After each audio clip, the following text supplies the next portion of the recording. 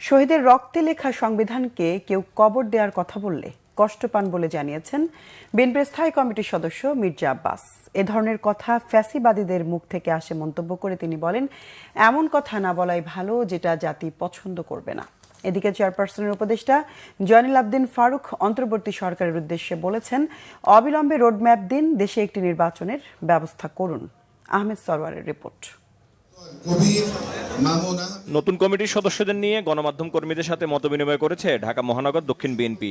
এতে বিএনপি পিঠে কর্মরত সাংবাদিকরা বলেন, দায়িত্বপ্রাপ্ত নেতাদের সাথে সহজে তথ্যের জন্য যেন যোগাযোগ করা যায় সে বিষয়ে খেয়াল রাখলে গণমাধ্যম কর্মীদের জন্য সুবিধা হবে। সবাই বিএনপি স্থায়ী কমিটির সদস্য মির্জা আব্বাস বিগত আন্দোলন সংগ্রামে গণমাধ্যম কর্মীদের অবদান স্মরণ করে প্রশ্ন রাখেন, বিরোধী দলগুলো গত 17 বছর যে আন্দোলন সংগ্রাম করেছে তা কি কোনো কাজে লাগেনি? এখন অনেকেই আন্দোলন নিজেদের করে নিতে চায়। এতে জনমনে বিভেদ সৃষ্টি হবে, দেখা দিবে বিদ্বেষ। শহীদের রক্তের দিয়ে লেখা যে সংবিধান, সেই সংবিধানকে যখন কবর দেওয়ার কথা বলা হয় তখন কিন্তু আমাদের কষ্ট লাগে।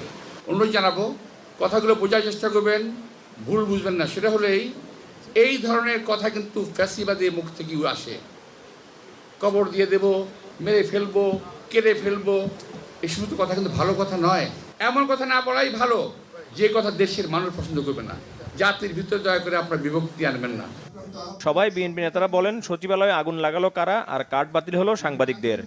আজকে ফ্যাসিবাদ নতুন করে আসার জন্য সংক্রান্ত করছে, কাজে হয়তো সেটা যদি হয়ে যায় তাহলে কিন্তু আমছালা সরে যাবে।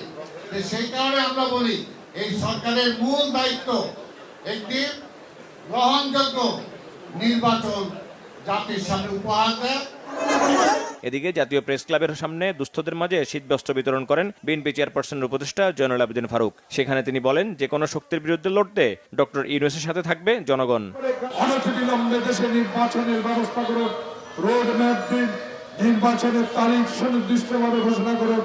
আবার যেন খোকন মুক্তের মতো রাস্তা নেমে কারো বিরুদ্ধে আন্দোলন না করতে হয়, সেই দিকে অবশ্যই আপনি নজর রাখতে হবে।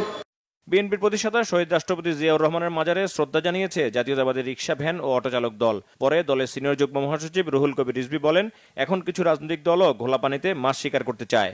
অনেকেই মাঝে মাঝে সবক দেয়, আবার দুই একটি রাজনৈতিক দল দেখি তারাও সবক দেন